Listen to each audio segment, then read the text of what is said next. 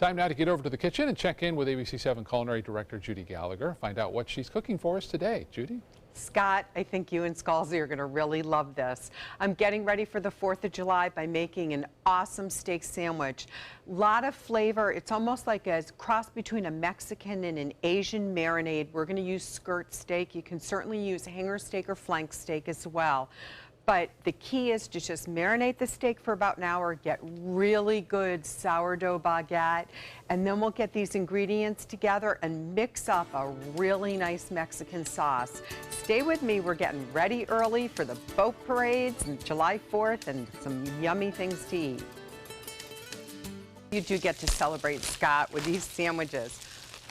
Get your Ziploc out. This is going to be such an easy recipe. Now you can take the ingredients that I'm going to add in the Ziploc bag and you can pulse them in a food processor or a blender if you want, but I like it with the pieces, the chunky pieces of garlic. So 2 to 3 cloves of chopped garlic is what we're going to do. We're going to take about 2 tablespoons of dark brown sugar, and we're going to give just a little hit of chili powder and some cumin. And then we're going to add some olive oil, lemon juice, and the last thing we're going to add, lime juice, is we're going to add the low sodium soy sauce. Pretty easy, right? That makes a great marinade. So let me just get some limes in here. I'll put this soy sauce in just a minute. And then you're going to take, for today I'm using skirt steak. It's going to come in 1 long piece. Just cut it in half. It's going to be perfect. You don't need to use salt and pepper on the steak at this point. It's just going to go in the marinade. Like I said, we'll add that soy sauce in just a minute. That's going to be ready to go. Now come on over here. I have some sliced red onions, just a little bit of garlic in there right on the griddle pan. You can actually cut them into quarters if you're grilling outside. It won't fall in the grates, but do make sure on any type of grill or griddle pan that you spray it with Pam before you turn the burners or the fire on the flame. So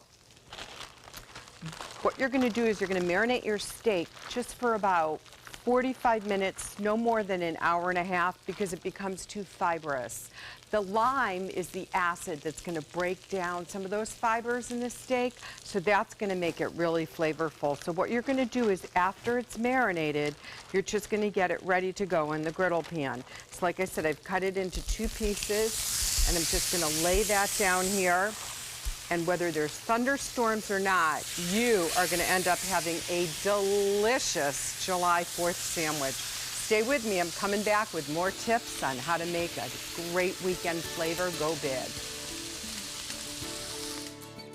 I know you're really getting the flavor of a little brown sugar and soy and then a little heat in it from the chili powder and the cumin. So let's make this sauce. The steaks are just about done. The last piece, it's a little thicker.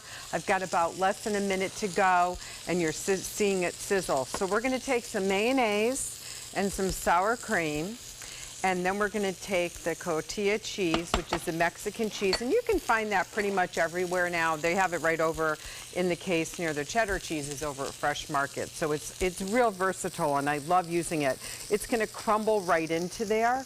So we're just going to mix this up to make the dressing, and I have the feeling, yep, as I push on that and it feels nice and tender, then I know that's right about a rare. I want it to be medium rare.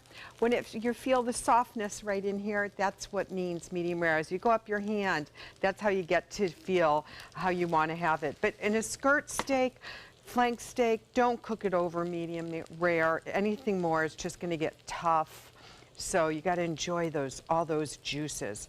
Okay, so we've mixed this in. Now let's add just a little bit of cayenne, give it that pop, and some chili powder.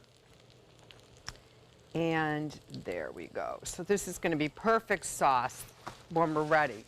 Now the next thing we want to do is take our bread, and I want you to get really good quality bread. I'm using a sourdough baguette and just a little drizzle of olive oil on the grill. Both sides we're going to griddle up a little bit. I love steak sandwiches. When I had restaurants in the Boston area, I usually had about 3 different types on my menu.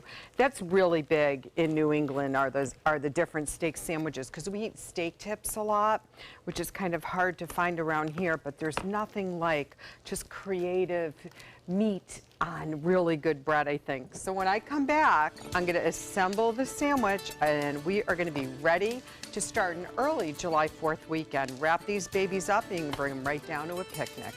I'll be back in a few minutes to finish up. That's some kind of good, Judy. I got to Oh, tidy my. up because you bite into it, man, and it just goes, right? Right, I mean, that's something you can wrap up and bring down to the fireworks or the beach. And, you know, I think you get that pop from the chili, and then have a little jalapeno on yours just to bring that up, and some cooling by using the sliced pickling cucumbers. Cools that down with a little cilantro, and you got to have Cape Cod potato chips because that's what New Englanders do. Recipe on our website, mysuncoast.com. Click on the dining link button, and it'll take you right there. Judy, I'm tucking back in. Go for it. All right.